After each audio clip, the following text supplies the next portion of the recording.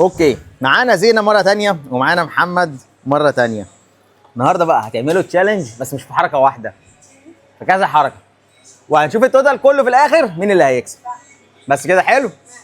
يلا بينا. مين اللي هيبتدي؟ ايه؟ يلا بسرعة. يلا. أول حركة فرونت فليب. جامد. ما شاء الله. جامد، عاش. تاني حركة هاند سبرينج. جامد محمد. بوم. اوكي، اخر حركة راوند اوف باك فليب. عاش، ما شاء الله. يلا. جامد.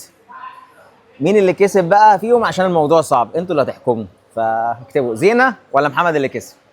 عاش عاش.